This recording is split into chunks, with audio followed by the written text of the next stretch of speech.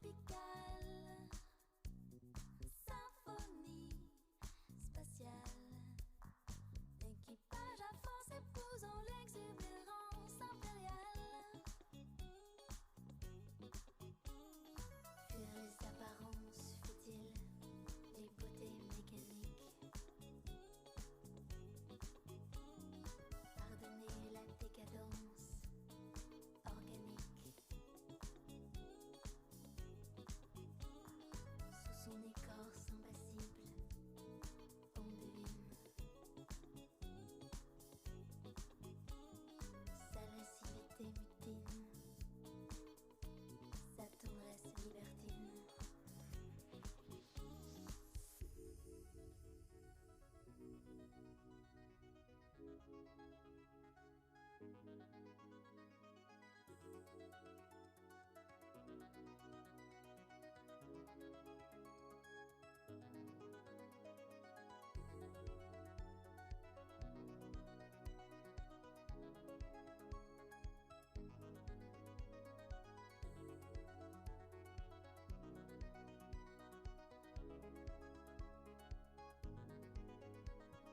Agitation tropicale, créature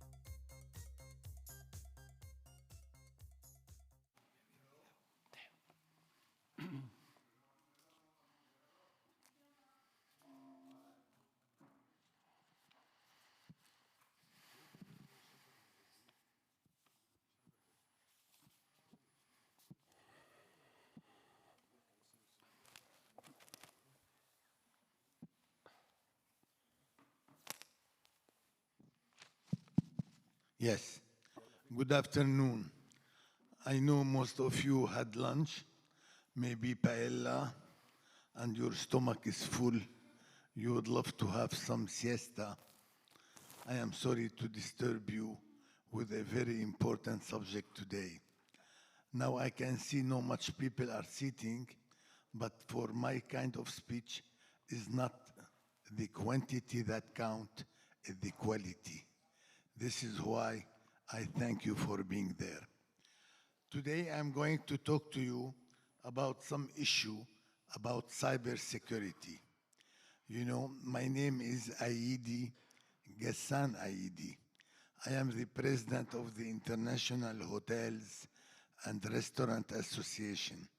This association, it's 160 years old. And during my time, I saw so many attacks, so many problems facing our association. 40 or 50 years ago, anyone open a hotel, open the door, and people will pour in. No much the problem he has, the owner, or to do something. The first thing that we faced 5 years ago is sustainable development. And I was lucky as United Nations choose our association with 20 other NGO. Not one of them is hotelier, to choose and define the criteria for sustainable development for hotels. We did a great job because I try as a hotelier myself to make it more friendly. The name sustainable development, many hoteliers did not understood. They say, what you mean? Is that you mean that we don't wash the towel in the bathroom for 2-3 days? I say, no, this is not sustainable development. This is what you used to do. Now we have a new things coming against us, and this is the cyber attack. Cyber attack, with the expansion of the internet, we cannot do anything without internet. And all the informations that we communicate to the internet, we start to have some kind of attack. Attack is done by two kind of people. Some people that want to steal the address, the bank, the account, the credit card, and do some operation. And the hotelier present will love some competitors. If you are, you have a big hotel, you open it, you got corporate account, and your hotel is full, anyone else can open a hotel next to you and say, my God, he's full. How I can steal his clientele? Well, a cyber attack. Cyber attack will allow him to get a list of your customer, their bank statement, their contract, corporate account, and then with a good salesman, he can go see them and offer them cheaper and maybe something more. Then he can steal your client. Then as you can see, cyber attack can arrive anytime using an internet. This is a very, very serious issue. I know that all of you heard about MGM. MGM got lately an attack, and they stole all the data of their customer, casino, and the other issues. It cost them until today $129 million to pay. Officially, they announced 100 million, unofficially 129. Then this is a very serious issue. During my stay in Barcelona, I met several hoteliers, and not one of them did something against cyber attack, except one. And this guy talked to me yesterday. He told me we take it very seriously, and it costs us too much money to have the protection. I said, well, I'm glad to see someone that at least did understand the utility of this issue.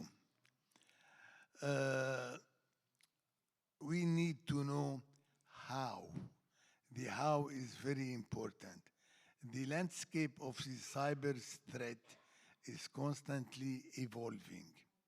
We face not only external threats from malicious actors, but also internal vulnerabilities, social engineering, malware, data breaches. These are all real and present danger.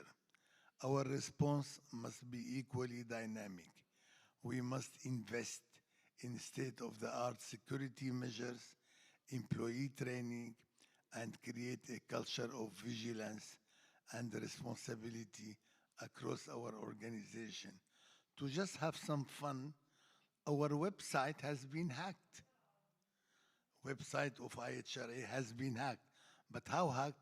They took it off completely from the internet. If you go and you punch IHRA, you get nothing. Hacked. Thanks God I live in Washington, D.C., and the internet, their office is not far from our office. I went there by myself. I say, how come it's hacked? We don't know. Well, we spent some money and sometimes, and we got it back. But you see, everybody can do anything.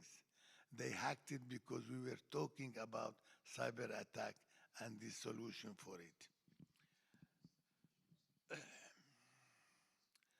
In this endeavor, collaboration is a key. The hospitality industry must come together. We need to be united, share knowledge, and collectively fortify our digital defenses, just as we aim to provide a seamless, unified experience for our guests. Our approach to cybersecurity must be unified and robust. I heard from some hotels lately, they got a reservation from their corporate. They asked them the following question: are you protected from cyber attack? That's meaning the consumer start to think about it and to choose a hotel if he's protected or not. I also like to take a moment to highlight that our International Hotels and Restaurant Association, which stands ready to partner with hotels worldwide and guide them with strategic plans for cybersecurity. Together we can lead the hospitality industry into this digital era. The question of what this all means for the future of hospitality is central. Don't forget, we are leading our industry worldwide, and we are at a crossroads where cybersecurity is no longer a choice, but a cornerstone of our operations. If it is an investment in our future, a safeguard for our guests, and a testament to our commitment to excellence. When we start with the sustainable development, we create a brand called Emerald Hotel. It's not another classification, but we define 100 criteria for sustainable development. I make it so easy that 50% of these criteria can be done by any hotel without paying $1 to do it.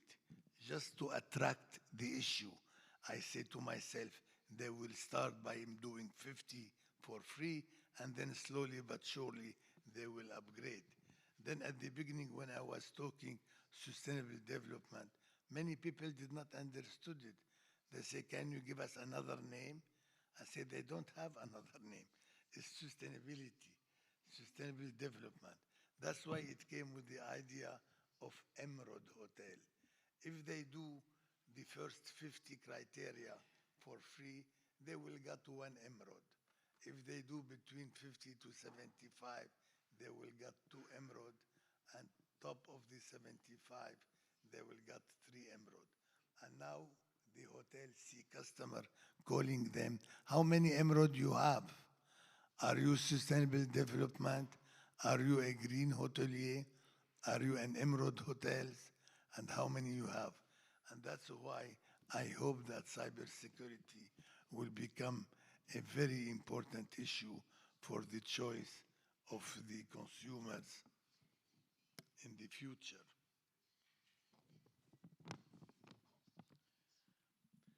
I urge truly all the hotels, especially the 4 and 5 stars, to make cybersecurity a top priority. By investing in cybersecurity, hotels can protect the data of their guests, safeguard their reputation, and ensure their long-term success. We decide to examine the protection, who is offering some protection. And we finally took a company, a French company, help us to safer in the cybersecurity approach. We are now happy and proud to introduce Cyber X IHRA, which will allow hotels, from small hotels to chains, to have a perception of their risk. This is important online by providing an audit report. First, we do an audit report to everybody, and the audit report can tell us if they have something attack or not. If moreover you are interested in having the cybersecurity system, you can contact the company and they will help you setting what you need. I need just to remind you that every single day, 10 hotels are open in the world. Please do not forget this number. 10 hotels are open every single day, which is roughly 3,000 hotels. I cannot tell you how many they close because nobody give us the number of the hotel that closed. They give us the hotel that open, which is meaning the cyber attack is ready to attack them. Please keep it in mind, think about it, search the internet, but protect your data instead of having a lawsuit later that will cost you money. I am at your disposition. IHRA office is in Paris and Geneva. We are ready to answer any problem you have free of charge, but do it. Thank you very much.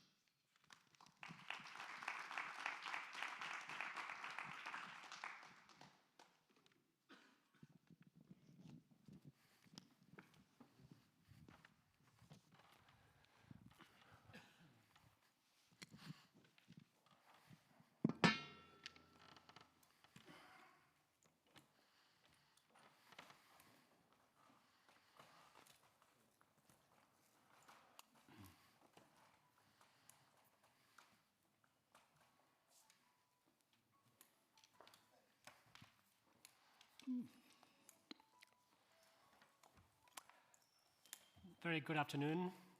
Thank you so much for your brilliant and insightful speech. My name is Ignacio de las Cuevas, and I'm going to be the keynote speaker of this afternoon session, which we're going to be talking about tourism in the Mediterranean region. After my speech, which is going to last for about 10-12 minutes, I'm going to be inviting over to the stage two fellow panelists, Mr. Amancio Lopez and Mr. Roger Allen, who are going to be joining. And online, we're going to be having Mr. Amin Mukarzel, who hopefully will be having no technical problems to connect with us. This convulsive moment of history we are living, not only in the Mediterranean basin, but also in many parts of the world, are unmistakably characterized by the confluence of the ecological transition and the digital transformation in a rapidly evolving context. This occurs against the backdrop of a climate emergency and a profound geopolitical instability, impacting economies worldwide. Indeed, this fast evolving context is calling for innovative, collaborative, and resilient business models which can show flexibility, preparedness, as well as quick adaptation to sudden changes. The tourism and hospitality sector, severely affected during the pandemic, has demonstrated resilience and reinvention in response to changing demand patterns, emerging as a force for good and a robust employment generator. The imperative for travel and leisure, with its positive effects on mental health, well-being, and intercultural understanding, is indisputable. Personally, I view tourism as a mirror of society, often serving as a panacea to offset societal deficits. In times of limited personal contact, there is a yearning for social interaction. In times when we are asked to stay in indoor spaces, outdoor activities and nature becomes sought after. Interestingly, the rise in technology addiction globally correlates with a phenomenon known as natural deficit disorder, underscoring the importance of balancing technology introduction, especially among younger generations, to prevent undesired consequences. The pre-pandemic tourism model, heavily skewed towards quantity over quality and largely unaware of its impacts, is slowly getting extinct.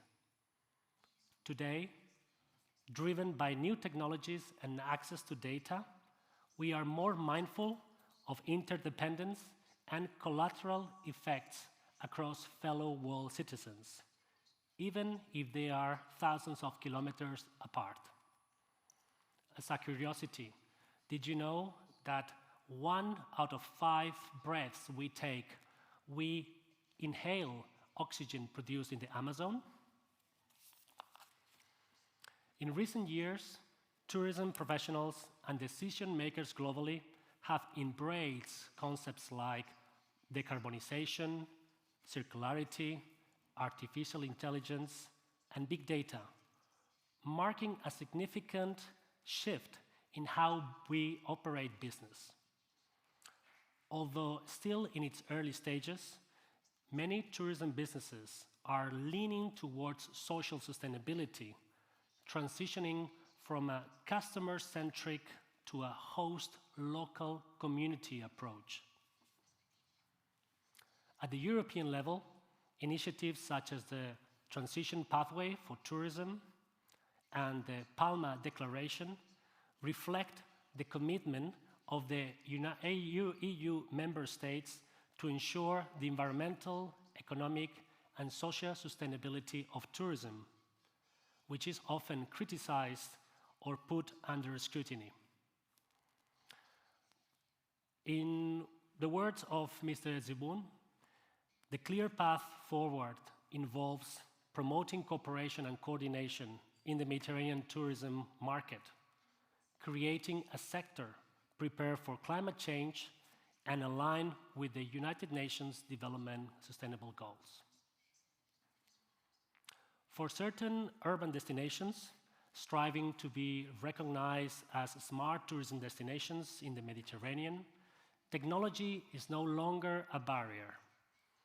The integration of technological readiness with an increasing offer has resulted in digitalization processes and technological solutions becoming intrinsic in our daily lives, paving the way towards the so-called Fourth Industrial Revolution.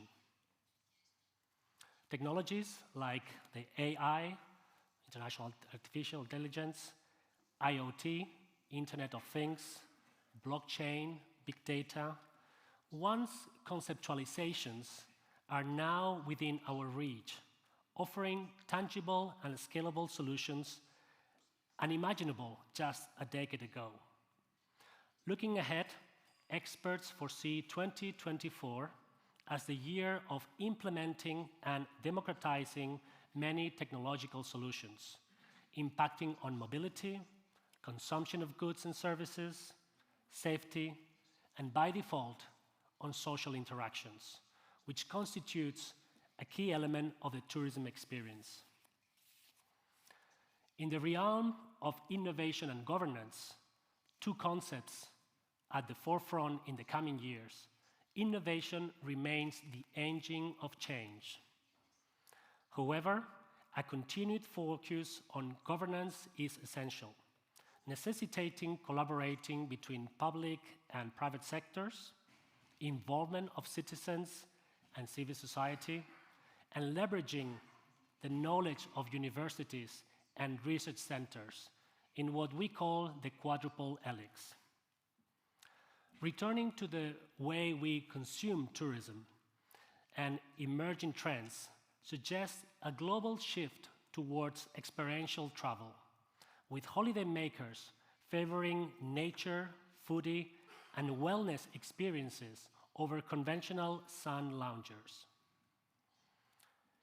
Meaningful, hyper-personalized experiences are becoming the raison d'être for travel, with slow travel, blue tourism, wellness, volunteering, and climate-conscious travel gaining popularity. It's worth noting that the challenging economic environment may influence spending patterns, with tourists seeking value for money, preferring closer to home destinations and shorter trips. Delving deeper into the Mediterranean basin, which stands out as the world's leading tourism region, comprising 35% of all international tourist arrivals and 30% of global tourism receipts. This year, the European Travel Commission found that the popularity of the Mediterranean destinations dropped by 10% compared with 2022, which was influenced, at least in part, by perception of weather. In this vein, climate change looks set to play a bigger role in consumer choice of holiday destinations and timings. This is already influencing travel patterns after successive hot Mediterranean summers. According to the European Environment Agency, air pollution remains the greatest environmental risk to health in Europe. And did you know that only in Europe it was estimated at around 240,000 premature deaths in 2020 due to the inhalation of poor air quality? When it comes to travel in a more sustainable and responsible manner, the available data show us some positive insights. In this regard, which clearly denotes a genuine interest in traveling in a more environmental and social-friendly way. For instance, the World Travel and Tourism Council says that 75% of people who travel consider doing so more sustainably in the future, and 60% have chosen more sustainable travel options in the last 2 years. As per Booking.com Sustainable Travel Report 2022, 81% consider sustainability important in their travels, and 50% state that news about climate change has influenced them to seek more sustainable travel methods. In conclusion, I firmly believed that the Mediterranean tourism sector, with its unparalleled cultural and natural assets and tremendous potential and strategic partnerships, needs to define a holistic view for its transition towards a resilient, innovative, socially inclusive, decarbonized, data-driven model. Thank you very much.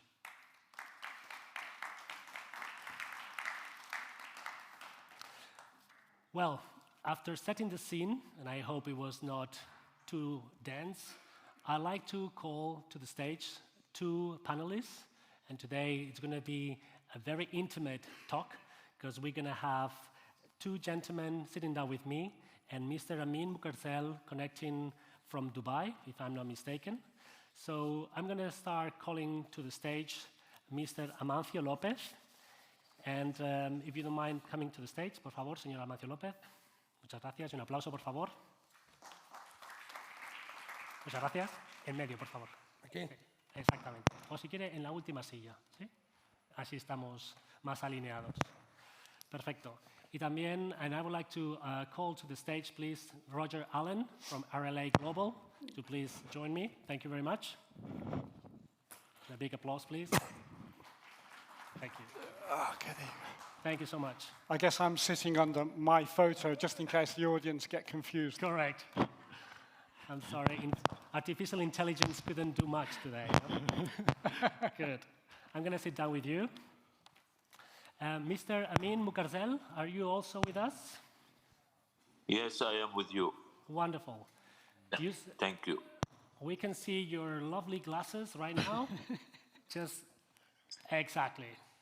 Welcome and thank you for joining us. Merci. C'est un vrai plaisir de vous avoir aujourd'hui avec nous. Thank you. Can you hear us well? Yes. Wonderful. I can hear you. Thank you. Muchas gracias, señor Amancio López. Thank you so much, Roger. It's a pleasure. Let me quickly introduce each one of our panelists so that you have an understanding of who they are and why they're here. And then we're going to delve into the more interesting questions that I'm going to be shooting at them. So, Amin Mukarzel, he is the founder, owner of Flamingo Hospitality Management and Consulting DMCC, and a partner with Louvre Hotel Groups for the MENA region, having increased the portfolio to reach the #1 single brand in the region, complemented by Louvre Hotels Group being the second largest hospitality group in Europe and the second largest worldwide. He is a veteran hotelier with more than 4 decades of experience in the hospitality industry. And at present, Amin is the president of Golden Tulip, MENA Louvre Hotel Group, operating and franchising over 60 hotels in the MENA region, Georgia and Pakistan. He has a degree in hospitality management. He pursued his studies in the US with Holiday Inn University and later with Cornell University, where he received a PhD from Kennedy Western California University back in 1996. Thank you so much. The first question is for you, Amin. And since we haven't really touched upon the topic of talent, of the workforce, and this is something that for many entrepreneurs like you probably is a concern, and we try to find a way of delivering really world-class service in the Mediterranean. Could I ask you, how can we as an industry continue to deliver world-class experiences whilst overcoming these human resources challenges? Okay, thank you. The Mediterranean countries, in fact, are very well known for the high quality of service due to several years of tourism as a destination. And this is exemplified all other regions as we are leading the way with 30% of the earnings in the tourism industry comes from the Mediterranean countries. However, we face several challenges. Such challenges are not only related to human relation or to our best asset, our human capital, but also to the deliverables due to a region always having experienced several conflicts throughout the Mediterranean countries. What is important for us is to continue believing and training and yet educating our young ladies and gentlemen. This has been demonstrated by having several hotel schools that have opened in this region in several countries. And what remains important as well is to ensure that each hotelier is supported by local government and having to definitely ensure that our 3 Ps are well met. And here the 3 Ps is the private and public sector's partnership. This is important, I think, to ensure that we continue leading the way in the Mediterranean countries, as not only we have the highest archaeological sites, tourist destination, as well as the climate that is important to all, in particular to the northern part of Europe and to the other rest of the world, but the nation is known to be, for their hospitality, being very hospitable people. So if you take all these countries, most of them serving the industry, and meaning here to say the tourism and the hospitality together, they go side by side. Yes, we have challenges in such emerging markets of the Mediterranean, and this is complemented by its strengthening deliverables to have high standards. What remains challenging is we need to have a set of important elements by each government, and I invite here with the Mediterranean councils of tourism countries through this panel today to form and to establish, maybe in coordination with the UNWTO, a set of rules for the future years. And what we can do, we can put our objectives as each country with each travel association, as you have touched base today with your question on the most important element that remains in tourism and in hospitality, the human capital. As such, the challenges of the human resources, the challenges of finding people, the challenges of training them, the challenges of maintaining our leadership in the hospitality of each element of serving, as we are in a serving industry. As such, I would like to highlight the issues of development of the human capital, the human nature, and to have a kind of an association in this regard as to move forward with the cross countries and the cross exposure. Thank you. Thank you so much, Mr. Mukarzel. Thank you for your remarks and for your insightful comments. Vamos ahora a introducir, a presentar, si me permiten, al señor Amancio López, al cual agradezco realmente que haya asistido y que esté con nosotros hoy. El señor López es el presidente y CEO del grupo TUSA, una compañía a la cual ha dedicado prácticamente toda su carrera profesional y que ha estado liderando desde su creación en 1977. El grupo TUSA es una organización dinámica que comprende un número bastante amplio de compañías relacionadas con el sector turístico y que, pues, básicamente el señor López tiene 45 años de experiencia, que se dice rápido.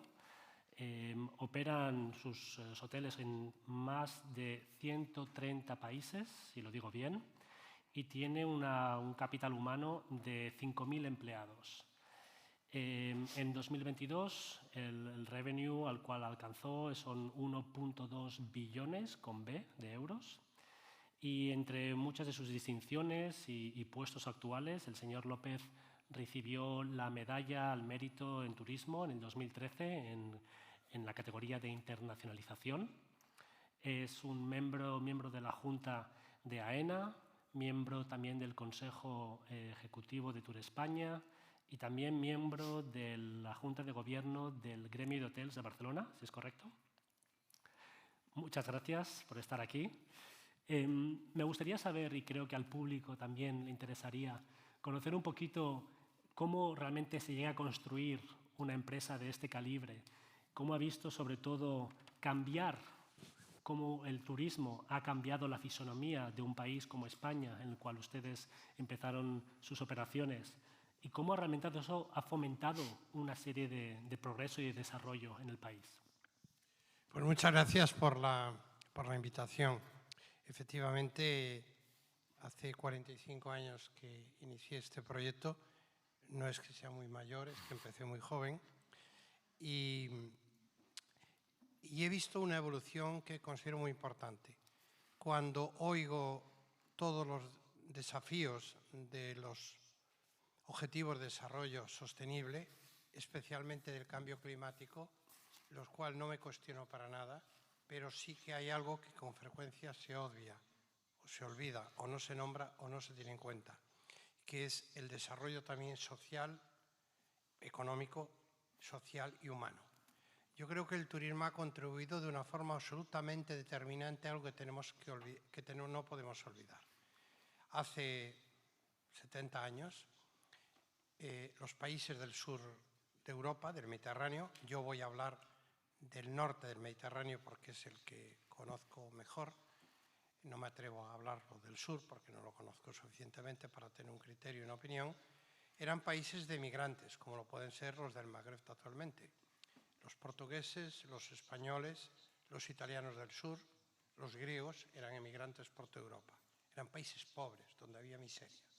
El turismo fue absolutamente determinante para la generación de riqueza, la generación de empleo, y gracias a la llegada de las divisas, también de los emigrantes, sin duda, y del turismo, permitió el desarrollo, la modernización y, en muchos casos, incluso como pasó en España, la reindustrialización.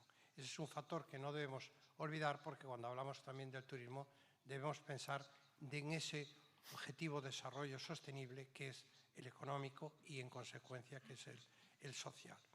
Yo creo que somos uno de los primeros destinos mundiales. También es verdad, el Mediterráneo es una de las cunas de la civilización mundial y no podía ser de otra forma. Es verdad que esos emigrantes que lo eran en su día hacia el norte, históricamente no dejan de ser un cierto paréntesis, por no decir un anacronismo. Normalmente siempre la gente del norte la que venía hacia el sur y no al revés. Y ahora yo creo que vuelve a ser lo mismo, porque gracias a lo que necesita el turismo, que es seguridad por encima de todo tipo, seguridad en la calle, seguridad en los hospitales, seguridad jurídica, seguridad, esas infraestructuras que afortunadamente tenemos, ese estilo de vida, gusta el turismo, gusta a los residentes, gusta a los jóvenes emprendedores que pueden poner en marcha startups y busca a los directivos de la empresa que buscan en ese estilo de vida una mejor calidad de vida. Por lo tanto, creo que nuestro reto y la oportunidad es muy importante. ¿Qué hemos visto? Pues después del gran boom turístico que empieza con las vacaciones pagadas después de la Segunda Guerra Mundial, que es mayoritariamente masivo, y también del dolce far niente, quiero decir, del descanso puro, se pasa a un turismo que no solamente se limita a unas vacaciones, sino se limita a fines de semana y una mayor inquietud por conocer cultura, realidades distintas, experiencias, singularidades. Ahí nace, evidentemente, y tiene el turismo de ciudad, el turismo cultural, y tiene su gran boom a mediados de los años 90, después de coincidiendo aquí en Barcelona como la posterior a los Juegos Olímpicos, también la ciudad se permitió reposicionarse, y también nace fundamentalmente por un efecto determinante que es la libre competencia de las compañías aéreas y la ampliación de los aeropuertos y, en definitiva, el fenómeno low cost que permite que el turismo tiene acceso cada vez a un porcentaje de población mayor y cada vez mayor número de días se pueden acceder. Ese es el segundo gran cambio que transforma unas ciudades que en su momento eran ciudades postindustriales y por lo tanto absolutamente decadentes. De hecho, hoy ninguna ciudad, bueno, ninguna es mucho decir, pero la mayoría de las ciudades que no tuvieran sin turismo, que no tengan turismo, están en decadencia. Es una enorme transformación y ahora, a finales del siglo XX y principios del XXI, hemos estado en el siglo de las ciudades como nunca antes ha sucedido y probablemente a partir de ahora estaremos no solo en las grandes ciudades, sino las pequeñas, las medianas, todo aquello que sean capaces de generar una experiencia singular, diferenciada, propia. Creo que esto es enorme reto y para esto es importante mantener la identidad. Europa, ahora hablo ya en Europa en general, con toda su historia terrible, porque tiene una historia terrible, de guerras, bueno, eso hace también que sea un atractivo absolutamente fenomenal por su singularidad. Y no me extraña que un 50% del turismo del mundo tenga como destino Europa y probablemente en una coyuntura económica de futuro complicada, difícilmente la industria seguirá siendo competitiva, al menos con la visión que hoy tenemos, y probablemente también la creación de grandes empresas de unicornios de base tecnológica será muy complicada, pero la historia siempre está ahí, por eso yo creo que nosotros hemos de mantener fundamentalmente nuestro patrimonio y recuperarlo. No puede haber un castillo cerrado o en ruinas, no puede haber un monasterio, un convento, todo aquello que nos puede dar un valor en el futuro. Yo creo que este es nuestro gran reto. Obviamente, repito, hablo del Mediterráneo Norte porque es el que puedo conocer mejor, pero esto que digo sirve como la canción de Serrat, de Algeciras a Estambul. Muchísimas gracias, muy interesante todo lo que nos comenta y sobre todo por toda esa experiencia que tiene usted a sus espaldas. Last but not least, I'd like to introduce to Roger Allen. Roger is the Group CEO of RLA Global, a recognized global advisory to investors, owners, developers, and management companies specialized in hospitality, leisure, recreation, well-being, and tourism related to hotels, resorts, residential, mixed-use, healthcare, active living communities, and destination tourism developments. RLA, his company, works closely with the public and private sector in the Americas, Europe, Middle East, and Africa to provide conceptual planning, financial analysis, and asset management of complex properties such as resorts, retreats, and destination assets. Roger has been engaged with most of the leading operating brands, is former board director of the International Society of Hospitality Consultants, and formerly partner at Horwath HTL for Central and Eastern Europe, Russia, and CIS countries, and was a contributing author to the book Hotel and Resorts Valuation, an Investor's Guide. Thank you so much, Roger, for being part of this panel today. Tremendous experience and curriculum, like the other two panelists. And I have a question for you. Since you are very close to the sourcing markets, and you probably have seen quite a drastic change and how this competitive landscape has evolved with much more supply and much more players entering the markets. Give us a little bit of your vision of what we're standing and probably what we're going to be seeing in the years to come. Well, it's great to be here. Thank you, Ignacio, and it's wonderful to be here and to see so many familiar faces and new faces in tourism hospitality here at MedaWeek. You know, the landscape continues to change given, I think, two critical dynamics. One is the supply into the marketplace and also the economic dynamics. And we saw that very evidently during the pandemic, how tourism and hospitality can be impacted almost instantaneously, and how much the market is dependent upon good accessibility. From one moment to the next, tourism dried up immediately. And but I think moving the economic side apart, and moving more to how the wider supply in the industry is changing, we often forget, and we're here talking about, the Mediterranean specifically, and looking at, the competitive landscape within the Mediterranean. We can't forget what actually the consumer, the traveler, is looking for. And the traveler today has a plethora of options. The bucket list may change from one moment to the next. Airlines, particularly the budget airlines, are continuously opening up new routes, making more islands, more destinations, more accessible than they were before. And that changes quite significantly the appeal to a destination. And so the Mediterranean has to be very much aware that the traveler today has this choice. And you're competing not just on a local basis, but on an international, global basis, because airlift accessibility has changed how tourism, can gain access to a particular market. And I think that with also two other elements in terms of how supply is changing. One, we have to be looking over our shoulder at places like Saudi Arabia, which could hurt the Mediterranean market in time to come.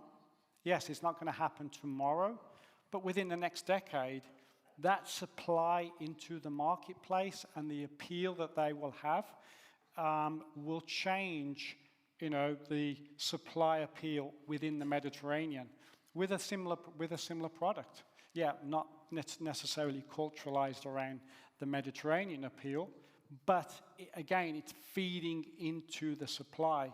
It's another competition that the market will be looking for, and the Mediterranean product has to be looking at protecting its place in the marketplace. You mentioned 30% of tourism receipts in global tourism being generated in the Mediterranean. How will that change potentially in the next decade, next 15 years, with such a supply coming into the marketplace? That's a question. Mm-hmm. I can't look into my crystal ball and say definitively how it will change, but it will change. And they will be bringing new accessibility to the marketplace with their own national carrier.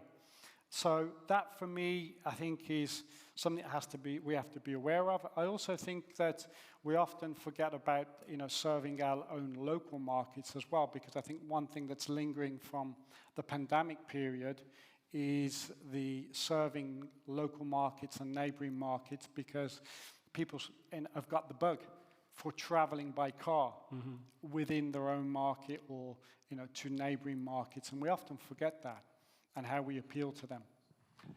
Since we're talking about this, and I know that it's been discussed, because in many fora we are looking very closely to all the competitors that are coming into the scene.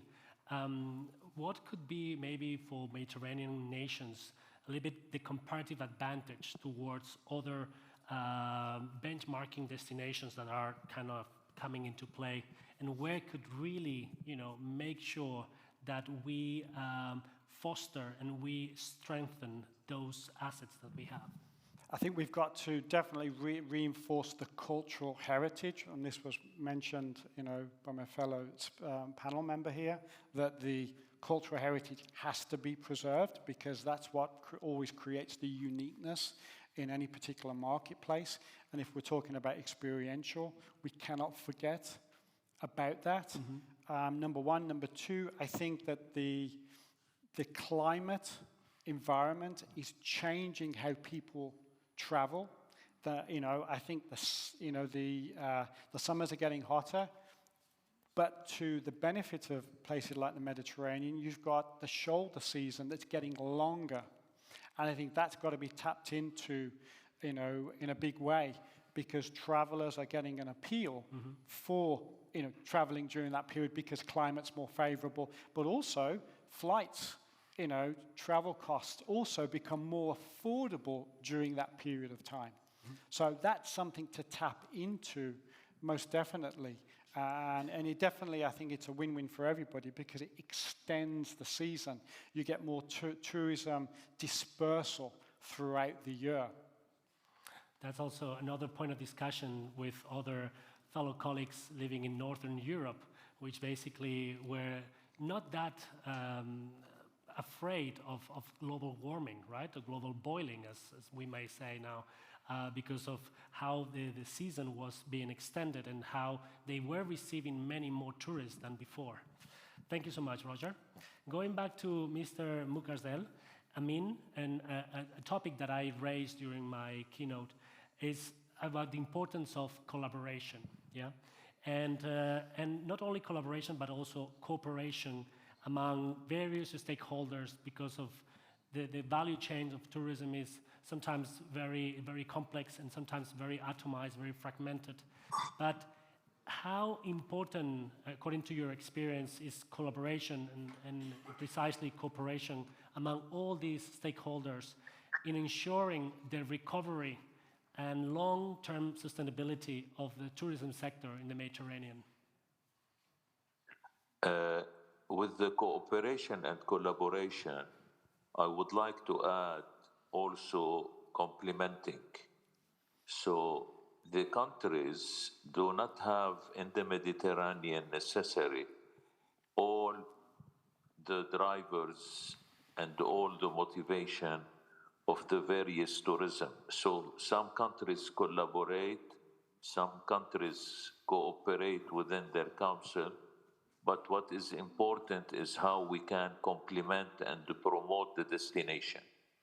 As such, if, as you mentioned about Booking.com sustainability, customers are driven by such element, and if we need to make sure that what we have learned from the pandemic in relation to our industry resilience, it remains important to establish a destination Mediterranean and various countries to collaborate together, to cooperate together, and to form today, please, this is very important to take it from theory to practice, and to form a council for the Mediterranean countries with ASCAMI.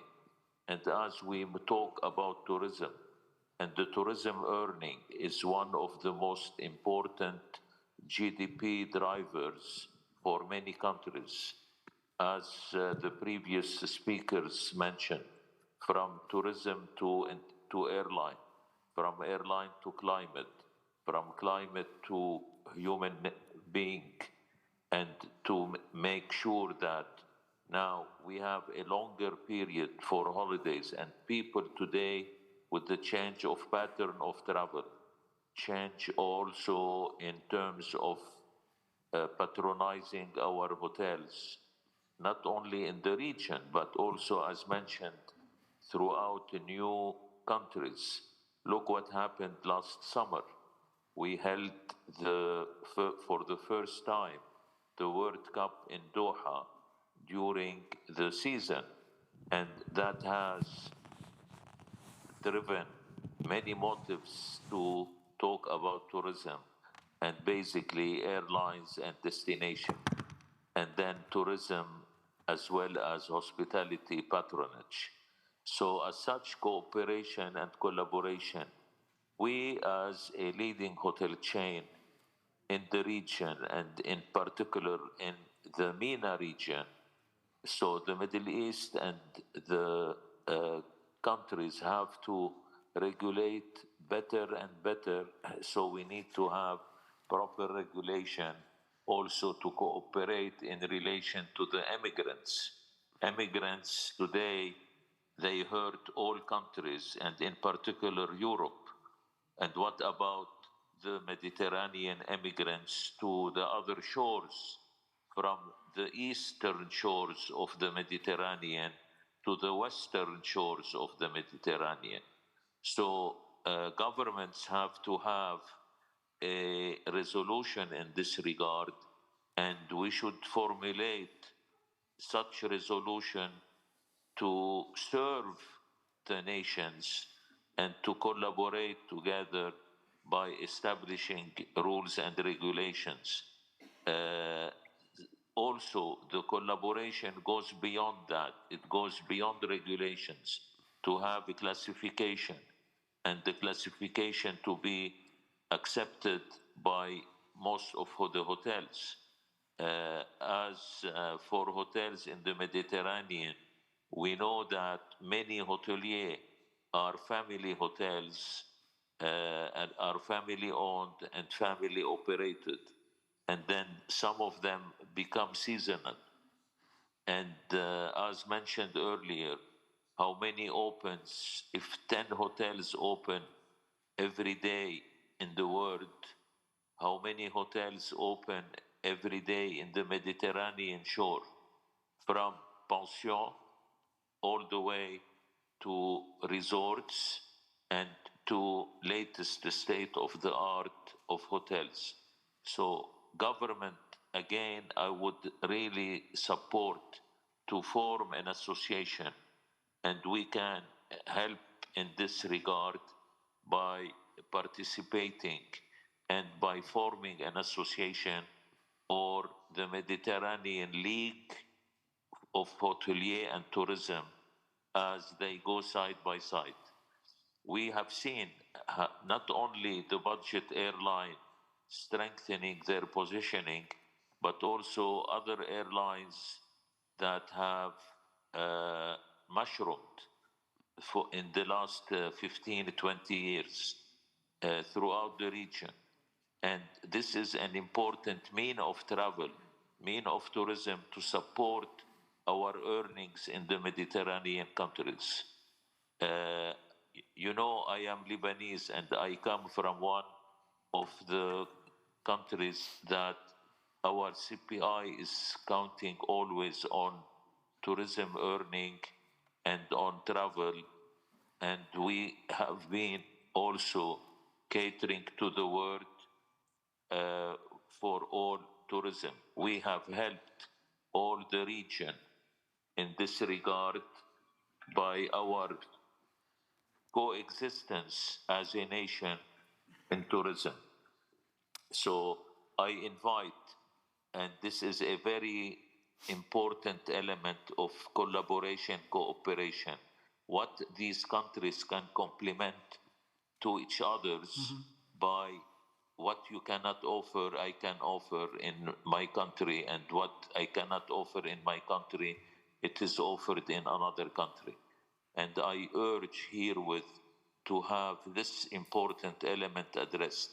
For instance, to complement what Roger mentioned about Saudi Arabia, recently they budgeted a $1 billion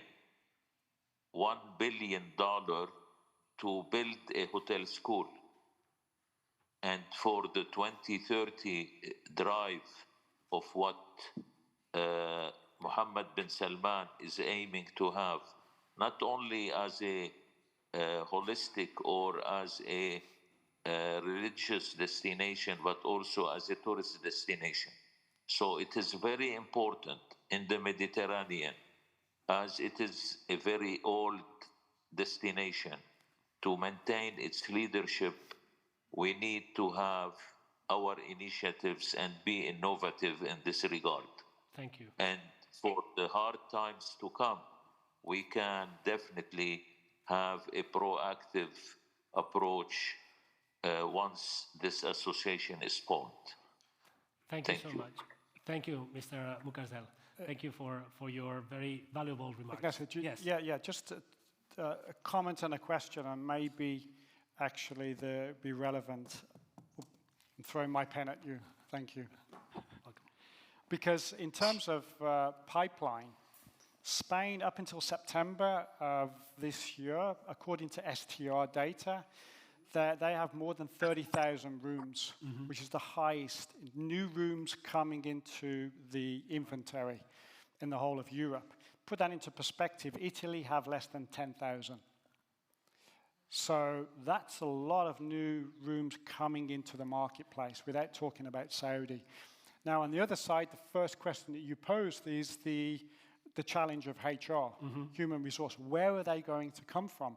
And it is a big, big problem. And I just don't think it is the problem of the hotel schools, because hotel schools, a lot of the students graduating at hotel schools are not actually staying in hospitality because they don't want to work in hospitality. So we, as the workplace, hotels, restaurants, have got a responsibility to make the workplace exciting. We've got to reinvent being a barman, being a waitress, working in concierge. We've got to make it exciting again. And unfortunately, Instagram and social media, are kind of taking the shine off working and serving. And, the workplace have a responsibility. And I'm just curious, actually, in your hotels, how are you going to overcome that? Sorry, I'm hijacking your question here, but I'm just curious. Because with 5,000 employees, that is one big headache.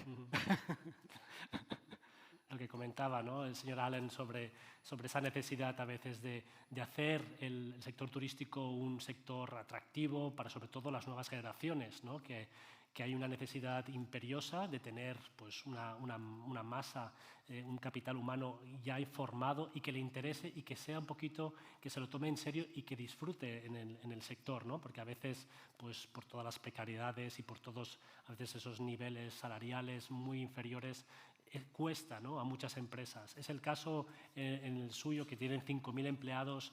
Todo el tema de rotación y el tema de fidelización de los empleados sigue siendo una constante. Sí, en primer lugar, me alegro este comentario. Quizá con el micro. ¿Tenía el micro en la mano? Nosotros nos hemos hecho en nuestra organización, que organizamos bastantes eventos. Mañana tenemos en Madrid un debate que llamamos la industria de la felicidad. Nos parece que el turismo, que es una gran revolución en la sociedad del bienestar, y es efectivamente lo que más se parece a esa industria de la felicidad. Era antes industria sin chimeneas, por lo tanto, desde el punto de vista medioambiental hay que tener en cuenta que su capacidad de contaminar es muy inferior a la industria tradicional promedio. Creemos también que es el sueño de la humanidad el viajar, no para conquistar ni para tener que emigrar para buscar trabajo o medio de vida, sino simplemente para disfrutar de otras culturas. Y me atrevo a decir, y parece obvio, que es también de alguna forma la industria de la paz, porque si no hay seguridad y paz, lógicamente no hay turismo. Sobre el personal quiero hacer una reflexión. Se utiliza normalmente como un mercado, como un recurso, como si fuera el financiero, y yo creo que no es un recurso. Incluso el talento es una condición, una característica importante, pero no sé si es la más importante. La más importante, o sea, las personas son la esencia de las empresas. Las personas son las empresas. Lo demás son cosas, vehículos, instrumentos, se le puede tener los nombres concretos. Pero si no, estamos ante un capitalismo muy peligroso. Son las personas. Y evidentemente es con su capacidad, con su formación, con su talento, pero también con su sentido de pertenencia y permanencia. Cuando hablamos de sostenibilidad, pocas veces nos referimos a esas organizaciones. A veces me atrevo, me gusta ser un poco provocador, y a veces incluso aquellos que viven de la economía especulativa del corto plazo, compro, vendo, cambio, y si puedo, alguno, la diferencia me la llevo, es los que ponen los compliance, los blanqueos, en definitiva el blanqueamiento. Yo creo que es un tema, a la ética no se puede llamar ética a la estética ni tampoco a la cosmética. Entonces yo creo que es de ahí donde hemos de ir. A partir de ahí, efectivamente, hay que buscar caminos donde, sobre todo, una persona pueda crecer con la empresa en proyectos de largo plazo y pueda crecer mientras hace crecer a la empresa y encontrar su espacio dentro de una estrategia general, pero donde pueda dejar su impronta, su creatividad y su punto de hacer. Son términos en los que normalmente no se entra, no se profundiza y se ve todo como un mercado. Efectivamente, el sector tendrá mejores salarios en la medida que tenga gente más formada y sobre todo en la forma que sea más competitivo. Y tiene que evolucionar. Antes yo describía, y aquí se hablaba también del Mediterráneo, y ha cambiado mucho. Hoy tenemos muchos puntos fuertes. Seguridad, de momento por lo menos. Probablemente más que el resto del mundo y más que el resto probablemente de Europa también, al menos en este rincón del suroeste. Tenemos infraestructuras afortunadamente magníficas. Tenemos ese estilo de vida, esa cultura, esa identidad, esa singularidad. Ese salir a la calle, en definitiva. El turismo viene porque está seguro y se lo pasa bien, se divierte. Si no, no vendría. Si no estuviera seguro, no vendría, y si no se divirtiese tampoco. Y a partir de ahí, ¿qué hemos de hacer de esa virtud, de esa... Y ojo con el tema de la sanidad, con la última pandemia que hubo, lo que hemos hecho es transformarlo el sector y, desde luego, reducir el número de... O sea, no puede seguir creciendo el número de visitantes de... No sé cuál es la cifra, pero sé que no es un número finito, no es un número infinito. Pero uno tiene que construir la estrategia, un país, empresarios, públicos, en saber lo que quieren ser. Primero tienen que saber lo que quieren ser y después intentar. Y, lógicamente, el camino sería por hacer una enorme transformación del sector para reducir, bueno, eliminar, porque es un disparate las viviendas de uso turístico. Eso es un tema disparatado. Incluso aquellos que dicen que no se les puede poner puertas al campo, vamos, es que no se puede permitir, no, lo que no se puede es permitir, es un disparate, porque además esta es la gran amenaza que tiene el turismo y que tienen ciudades como Barcelona y como todas las ciudades de Occidente, que hasta ahora ninguna de ellas ha puesto medidas. Parece que ahora Nueva York empieza a haber alguna medida que pudiese surtir efecto. Pero lo segundo es potenciar y promover los hoteles de mayor categoría y de calidad, porque lo que nosotros tenemos es esa seguridad, esa calidad y sobre todo que la gente salga a la calle. Y ha habido una enorme oportunidad que se ha perdido, que son los fondos de Next Generations, porque eso no conlleva solamente hacer hoteles de 5 estrellas transformando, perdiendo habitaciones, conlleva también los destinos, el saneamiento, todo el tema medioambiental para transformarlos en los nuevos destinos del siglo XXI. Este es el reto que tenemos en las áreas vacacionales. En las ciudades, como comentaba antes, es la recuperación de todo el patrimonio cultural histórico, todo aquello que tiene un relato que puede generar una experiencia y que además forma parte de la historia y del patrimonio individual de un país, y en muchos casos incluso universal. Pero es que además es la gran oportunidad para ese mundo despoblado rural, de que a través del turismo y de la digitalización, porque claro, con el acoso contra los pisos y las viviendas, la gente se tendrá que ir a vivir fuera y tendrá que trabajar fuera, en empresas fuera también, que seguramente con el tema de digitalización no sea ningún problema. Yo creo que es una enorme oportunidad para recuperar también ese historia, pero todos esos castillos que no pueden estar cerrados, es recuperar todo eso. Yo creo que es la gran oportunidad que tenemos aquí, tanto en las costas como en las ciudades, como en los medios rurales, y también con el tema de la naturaleza, la recuperación de los ríos, los senderos. Yo creo que todo eso se tiene que construir con una política público-privada, efectivamente, en la que tienen que participar y utilizando los recursos que hay y que ha habido, y que algunos de ellos pues es una pena que no se hayan perdido. Y en cuanto al sentido, yo quiero pensar que la empresa hoy, donde prevalece las empresas, con todos mis respetos pero que no es el modelo que a mí me gusta, ni el que creo que tenemos que defender, de puro de compra, vendo, cambio y de corto plazo, y después no pueden estar todos los días después con los compliance y repitiendo los mantras que nos machacan los oídos a toda hora y que tenemos que...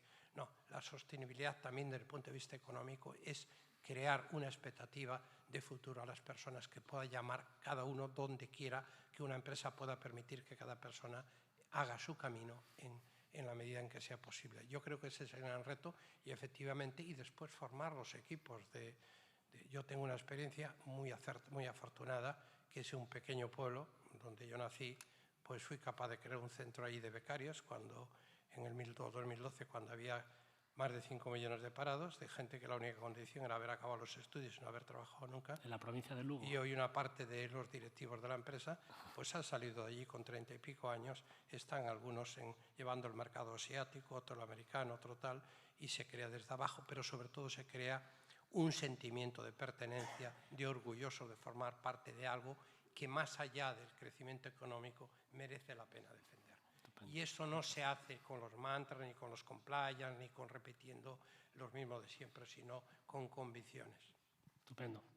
Ya estamos llegando a los últimos minutos. Me gustaría solo hacer una última pregunta muy breve.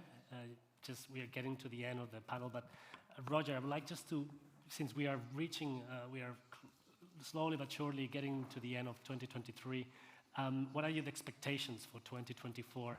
How do you see, particularly focusing on the Mediterranean basin, how do you see the industry evolving, and what are probably the main challenges that we will have to address? In 2 minutes, please. Phew, wow, where do we start? I mean, of course, we've got the geopolitical, we've got economic challenges with inflation, costs increasing, airlines increasing in costs. I think those are major challenges.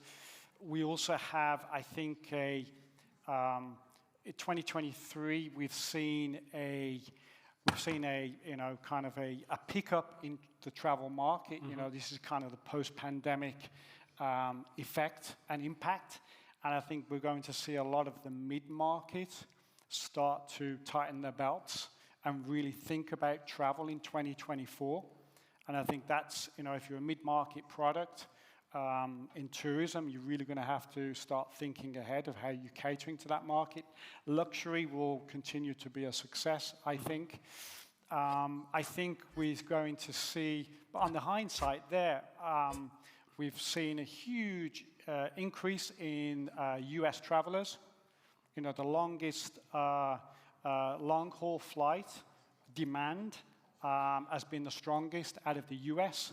And for example, just walking around the Mediterranean, which I've been for the last few weeks, and in Barcelona, every second voice has been American.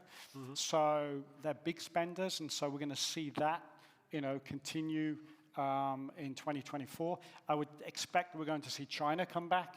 China slow to get back on their feet this year. But we've seen the latest economic data that leisure spend was locally was very, very high, all-time high in China. Local travel, because they're concerned about traveling long haul, but that will come back in 2024. So that may compensate, I think, some of the challenges we may see economically. Fingers crossed. I think we all live in and work in hospitality and tourism, and we're always more optimistic than I think we should. But that would be, if I was looking to my crystal ball, I think we've got a lot to be optimistic about, but we also have to be concerned because there are dark clouds ahead. Great. I think we have to be cautiously optimistic. So thank you so much. Thank you. I hope you enjoyed today's afternoon panel. I really thank Mr. Lopez, Mr. Allen, and Mr. Bukarzel, who is also at home from Dubai. And I'd like to also give a big round of applause and introduce the next panel that is going to be led by Marika. Thank you so much. Thank you.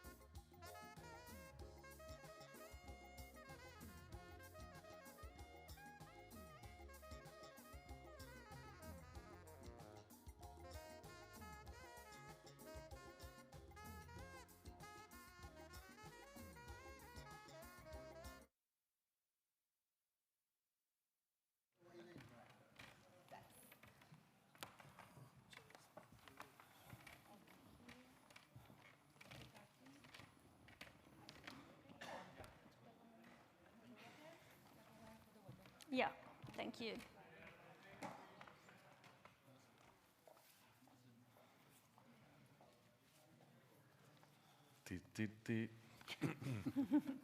Parece que funciona. Testing. It's working. Yeah, Working. Yeah, it's definitely it is.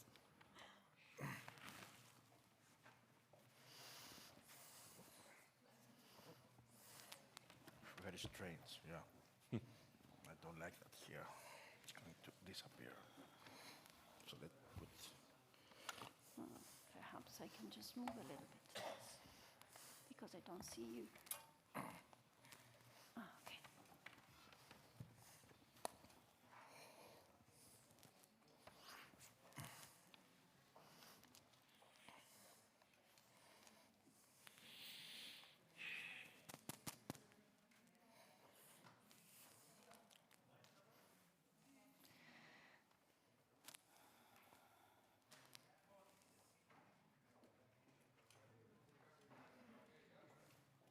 So good evening, and welcome to the very last session of this 2023 MedaWeek edition.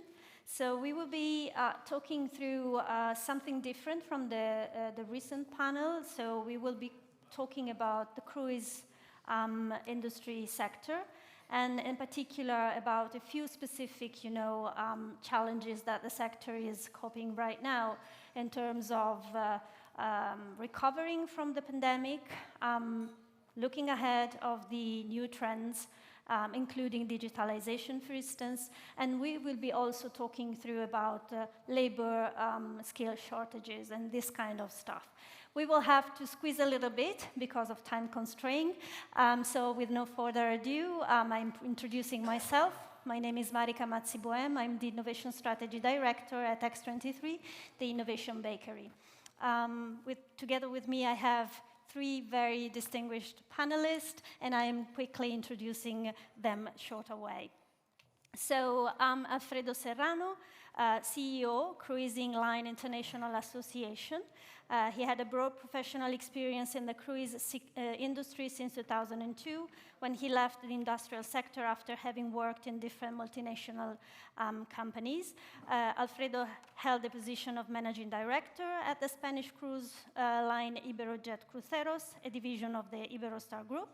And in 2014, and up to date, of course, Alfredo was appointed National Director for Spain at Cruise Lines International Association. And thank you very much for joining us. Then I'm introducing Rafael Fernandez Alava, Director of Communication and External Relation at Costa Cruises, part of Carnival Corporation, married with 4 children, so we have something in common. He holds a PhD in economics from the Complutense University of Madrid in 2022, and his areas of expertise are communication, of course, public affairs, strategic marketing, big data analytics, and artificial intelligence. Last but not least, Yanis Papas, President and Founder, CEO at Green Evolution, Director for Mediterranean region of the Global Sustainable Tourism Council, with over 30 years experience in several fields of science, focusing on sustainability for tourism, energy, and environmental efficiency in infrastructure and buildings. He is lead GSTC assessor for destinations, consultant for sustainable tourism certification standards, and assessor for GSTC in Southeast Europe region. So thank you very much for joining me. Let's start right now from the big picture. So looking back to what it was before the pandemic and through the latest year. So we can say that the cruise industry, very recent story, show us a very booming year in 2019. Then we have, of course, the deep crisis in 2020 due to the pandemic. And 2021, we can define it the restart, 2022, kind of a transition period, and then 2023, which probably is the recovery year. So looking ahead at 2024, what can we expect in terms of growth? So I would like to hear from Alfredo first, then Rafael, and then Yanis. Thank you. Thank you very much, and thank you for the invitation. It's really a pleasure to be here with you today. Well, I think you defined it very well, what has happened until now. Last year, of course, we were still having a lot of restrictions in terms of capacity in some areas. We were also, of course, affected by the lack of capacity and a certain concern about air travel that made it more difficult to sail to more distant destinations. This year, we're seeing a full recovery. We are expecting this year to have around 31.5 million passengers, moving up to around 36 million next year. That's a very significant growth that, as has always been the case in the cruise industry, is driven by supply. The fact that there's going to be more ships, more modern ships, more sustainable ships, environmentally friendly, of course, with a lot of attractions and things that will interest the guests, but more capacity being put into the market. We are seeing, of course, 2023 is basically we're going back to business, normal business in terms of global figures, but the response is not exactly, the picture is not exactly the same as 2019 in the sense that we have markets, especially Asia, that still have to recover. We have only seen reopening of cruises in China in July, and of course that it will take some time, some ramp up before things in Asia become where they were in 2019. We will see that in 2020 and 24 most likely. But other areas where we are seeing more, we've seen until now more capacity and more growth than we had in the past. For example, Eastern Med, and of course, as well as West Med. But in general, the Med is behaving very well until recently. Thank you very much. So to you, Rafael. Okay, thank you for inviting me, and thanks to the audience for being here. The answer to your question, I do hope 2024 is the year of new growth. I do hope, but I cannot say because of the uncertainties that we are facing. So given that, at least in my opinion, uncertainty is the new normal, we need to keep learning to work on different scenarios, whereas 4 years ago we were happy enough with plan A and plan B, and now we go down onto plan Z. No? That's my answer. I don't know. I cannot say. Thank you. Yeah, for sure. There are a lot of contingency right now, and crisis and war and uncertainty are, of course, booming and affecting the sector. So, what about your opinion, Yanis? Yes, thanks. First of all, thank you very much for the invitation. I think it's going to be a very interesting discussion. I see the whole, let's say, story from the sustainability point of view because, from my perspective, this is a very big challenge together with all the things that are coming and already there in the, let's say, in the east part of this area. So I think, and there are many, many people that are working right now in that field, a closer collaboration between destinations and cruise industry. I think this is a critical point, and people should see also how this transition to a more sustainable model of operation around the globe, not only in this area, can be really a solution for many things. I think this development in technology and actually in the cruise lines and everything, the new boats, are going to be a big change in the near future. I don't know about 2024, but at least this is the trend. And I see also that right now we have the tools on the destination, let's say, perspective to make this very close collaboration in the sense that really matching the needs between the two worlds, because there are two worlds. And I think this is going to be a very good, let's say, year if we don't have anything, let's say, additional upon of what we have already now. I mean, I hope so. Thank you very much, insightful. Let's shift for the moment now to something different, and it's related. Of course, we are talking about sustainable tourism, right? So as part of the industry growth, cruise and vessels are becoming larger, more numerous in numbers and serving many, many destinations. And this inevitably bring into the picture sustainability, of course, and CO2 footprint and waste production and this kind of stuff.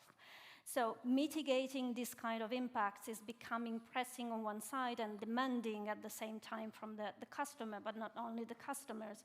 So how, in your opinion, the industry is coping with these very pressing challenges, considering also climate change and this kind of stuff that are pretty much interlinked? First, Yanis, to respond. Yeah. I see your point. However, I would like to add here that we see two different, from my perspective at least, two different actually development poles. One is the big ships and everything, and I see that by this sense and all this technology that we have right now on the ships, it's incredible how the technology is there. I mean, I'm so impressed. I'm an engineer, so I'm so impressed. And the footprint, if you see only the footprint, it's something that goes down because the numbers of people are traveling with these ships are going higher. However, I think also another trend that comes from the very small ones, or the smaller ones, the smaller ships that are going to have a market, a boutique one, that someone can put, let's say, as another market that people would like to go in this kind. So I think there are two poles in the same game that is over there, and I think the sustainability is something very important, and because Clear and every other, let's say, big player are putting on the front, and we're going to hear more about that. So this is I think my comment on that. Thank you very much. Raphael. Well, from a brand point of view, or from a company point of view, obviously, we have a high ambition, which is to reach 2050 with net zero emissions in full accordance with all the IMO and all the regulations. But I'd like to say that we are investing, talking about Carnival Corporation, we're investing an awful lot of time, money, effort, partnerships with engineering companies. And the funny thing is that we know where we want to arrive, but we don't know how, okay?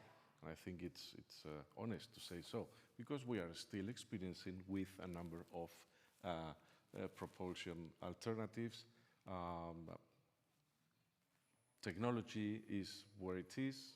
We cannot push. When we decided to pioneer the industry with ordering the first 4 ships powered by liquefied natural gas, which is not a final solution, it's just a transition fuel, the technology was not even there. No? We were pushing the boundaries of what was available at that time, and we started talking to engineering companies, not only shipyard, to stretch what was available.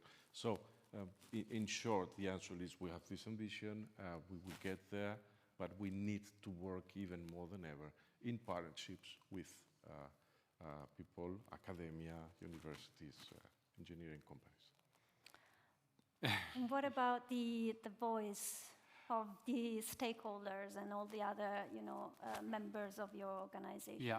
Well, I think the first thing I would like to comment is, I mean, you said that cruises are becoming, ships are becoming bigger, and actually that's not a fact. There's normally in the cruise, as in the rest of the shipping industry, you move by generation. A generation defines a certain size, and it may take decades even to go to jump to the next step. The biggest, the current largest generation is probably the Oasis class. The first ship that was built of the Oasis class from Royal Caribbean was done in 2004, and since then, all the ships that have been built, even the biggest one, have been within that range. So that's the first fact. It's not true that ships are becoming bigger. Media may give us this impression because they talk more about that. Yeah. The other fact is the average size of a cruise ship is around 2,300 passengers. That's the average. And what is normally, and the new generation, that the new builds that are coming, around 60, 65 ships that are going to be coming into market in the next five years, they basically are one of two categories, as Yanis was very correctly saying. They're either big or they're quite small. And we're seeing a trend in both directions. What's in the middle is what's not being built. So we will probably have more big ships, not bigger, but big ships, and a lot of small ships. And on the average, what we're seeing is the average size of the ships that are going to be built is slightly smaller than what we have here as an average. So that's the first fact. Another thing that probably, if we were talking about another industry, I think everybody would understand that it's more sustainable to take 50 people on a bus rather than 5 people per car and have 10 cars. Everybody would understand that the pollution is less. If you're going to take the same people, normally, and I'm not saying this is exactly the case in the cruise industry, but everybody would understand if you have a bigger ship, probably you have more abutment technologies and other type of technologies that are more difficult to put in a smaller ship. I'm not saying it's not happening. So this perception that a big ship pollutes more than small ship, obviously in absolute terms, it is the case. But if you look on a per tourist or per passenger basis, not necessarily. And on top of that, I would go into what my colleagues have said. The cruise industry is making enormous investment, but not now, from many years back. We've solved a lot of the technology problems and issues that we had to pollute less, whether it's because we're able to, well, first of all, to treat our wastewaters to levels at least as high as a modern city, like the case of Barcelona. So the water that goes into the sea after is being treated to the highest standards, not to pollute. The fact that we are self-sufficient, 90% of our fleet is self-sufficient in generating fresh water, I think something very important for the Mediterranean cities. The fact that our ships, 35% of the ships that are visiting Barcelona this year they have propulsion with natural gas, the cleanest fuel capable of propelling a big ship like a cruise ship, and that's going to continue. No sulfur dioxides, barely any nitrogen oxides, no particulate matter, a reduction also in greenhouse gases by using this technology. The fact that our ships are 40% of our fleet is ready to plug in when the ships are docked alongside in a port, therefore being able to shut down their engines and pollute nothing, and that's going to go up to 75% over the next 5 years. I mean, we're doing a lot of things in this sense, and I think we have work to do, but we're definitely on the right path. Yeah, thank you very much. So in a way, there is a lot of attention from the media on the very bad side of the cruise sector, rather than see how complicated it is and how technology is kind of an enabler to reduce, the environmental impact, but not necessarily only the environmental one, also the social and economic and whatever. And this is bringing me to the next question, which is around the labor skill shortage. And I heard from the previous panel something very interesting. They mentioned the fact that there is a need to bring back the excitement of the labor market and the people working on the tourism sector as it was before. I'm not sure what before was, but in any case, before the pandemic for sure. So the question is about the how do you feel, for instance, that green skills, digital skills, are affecting the capacity of bridge the gap in the labor shortage for the moment in the cruise sector, if there is any, of course. Yanis, again, to you. Yes, I'm not the expert on, let's say, on the boat. However, I can say that because we see that on all parts of tourist product, that there is a big issue right now globally. We're missing, depending from the country and from the sector, subsector, around 10 to 20% of labor. And I think it's critical now, the skills that, let's say, the people that we are asking, and I'm putting myself also in this position, the skills that we're asking from the people that are going to, let's say, to serve on this sector, how educated they are, but and also how close to the technology that we're discussing about. I mean, think that, let's say, in a ship right now, because I have this experience, you can, let's say, you have to cover demands or handling things that are very high technology, but also, let's say, ordinary one, but also think about the experience of the visitor on this, let's say, big, exciting trip. So I think digital, green, blue skills, but also the typical skills that still we are looking for our people. I mean, not only the big ones, the very difficult or strange ones, but also the ones that we need in former years. I think this is a necessity because right now, I'm not sure how high qualified are the people that are coming as new in this market, and I really would like to hear from you, my colleagues, because it's very, I think it's very, very critical, generally in the tourism sector. This is what you are asking for. Thank you very much. Raphael, what is your opinion about that? And what is the feeling that you have is most pressing in terms of skills to be, put into the framework? On top of what my colleague has said, I think there are two elements to consider. One is that the green skills, to say so, are in development. I can offer you a true example of a project we did. We called For Good Food, which was piloted on board Costa Diadema in 2016, and then transferred to the rest of the fleet. The idea was to achieve the objective 12.3 of the UN 2030 agenda, which is to limit 50% of the food waste. Yeah. The ambition was to get there not in 2030, but in 2020, 10 years ahead.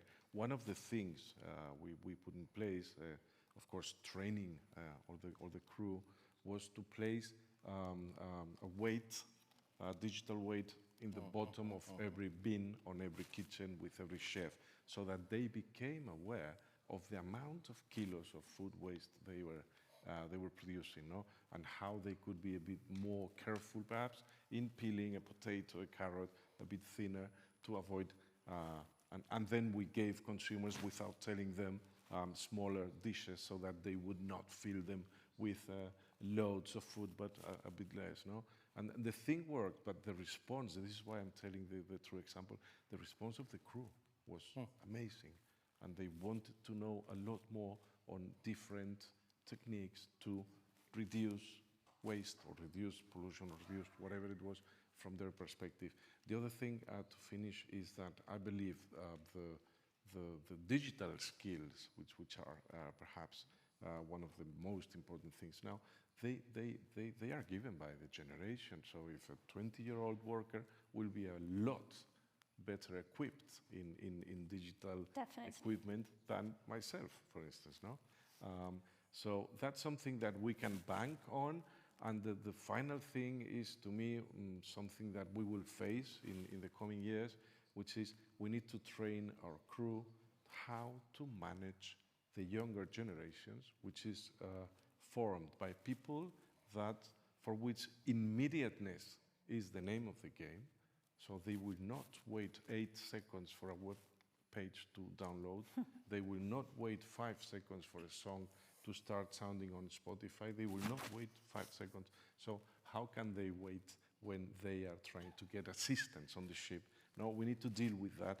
Obviously, everything is already digitized, but that's an area of training I see of a lot of importance. Thank you very much. So, challenges. What are the challenges in your? Well, I think obviously, I think the cruise industry has it easier on certain aspects than the shoreside hospitality, like we were seeing the colleagues that were in the previous panel, in the sense that it's by definition a global industry.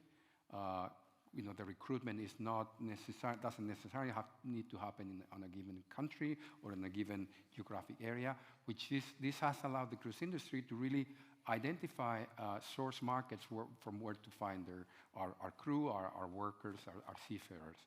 And normally there's been a lot of, the traditional, countries where this has happened. Is a lot of them in Southeast Asia, the Philippines, Indonesia, India, China to a certain degree, also Latin America. So this was pretty much the tradition and the history. Of course, we are in a process in which COVID hit our workers especially hard. We must understand that there were tens of thousands of seafarers stranded for months that could not go back to their home because there was no air connectivity, there was nothing, no visas were being issued. It was a disaster. So it's been hard. It's been quite hard to get those people to embark again because they had a very bad experience, not just in the cruise industry, but in all the sea transport. And what we're seeing now, because of the new, I was talking before about the new builds, we have a significant new build program. So companies are looking at new areas where workers can be found. Places like Africa, where before it was not so common to hire. Of course, Latin America again, going back.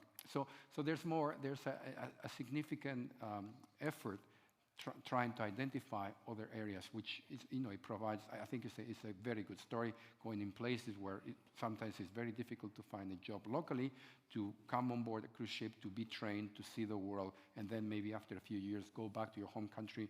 I'm saying Africa, but it could be anywhere else, and maybe set up your own business and contribute with everything that you've learned on board.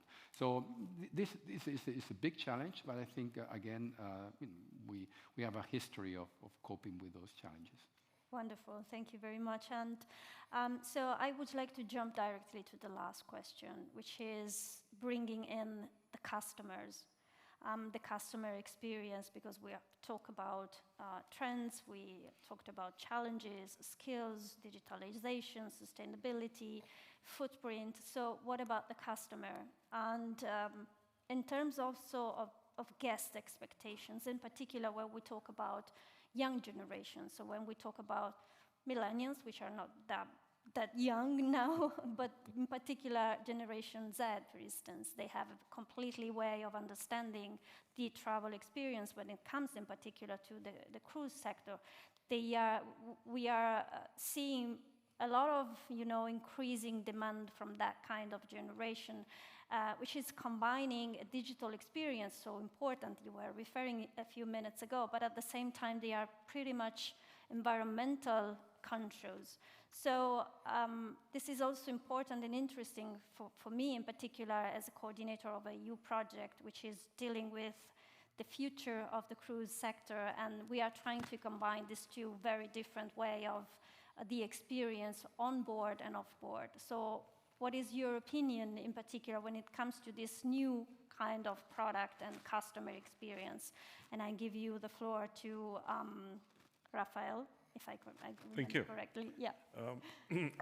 As we said before, all the customer journey is digitized already. So from when I start considering taking a cruise as a way of vacation to when I am obviously finishing the trip and then telling my friends. No, there is one important element if we mix the digital world and the needs of the younger generations, which is obviously connectivity. It sounds simple, but any one of our sons or daughters, if they don't post it on Instagram or TikTok, it hasn't happened. No, they may go and travel with a group of friends, but if I cannot upload it immediately, it hasn't happened. Exactly. No one will believe me when I go back and tell them I've been to Dubai or whatever it was. No? So that's something that we are needing to take very seriously. In fact, we have almost completed the change into Starlink for the connectivity on board our ships. So you can see Elon Musk satellites going up in a row and then people posting things. No?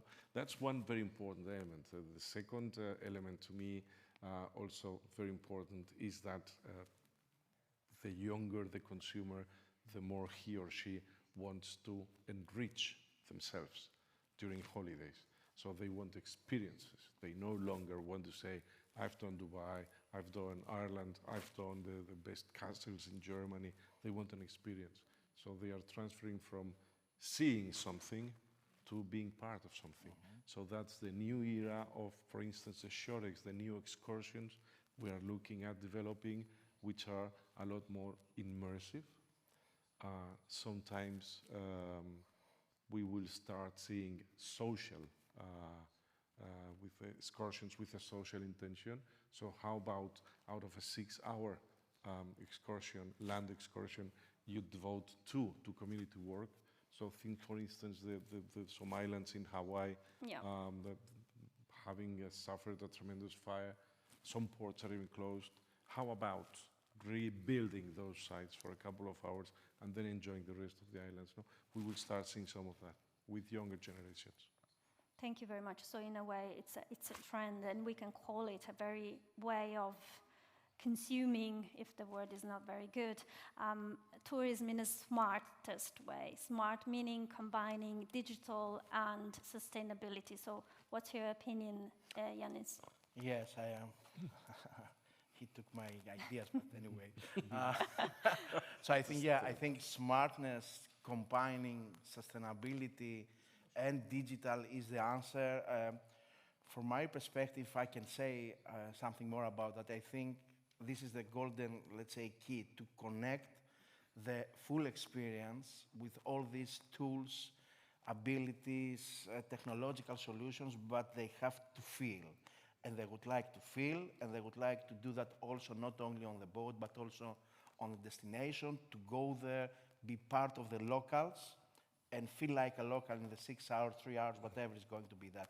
I think this is the critical point for the future of this market, because more and more they can feel something on the boat.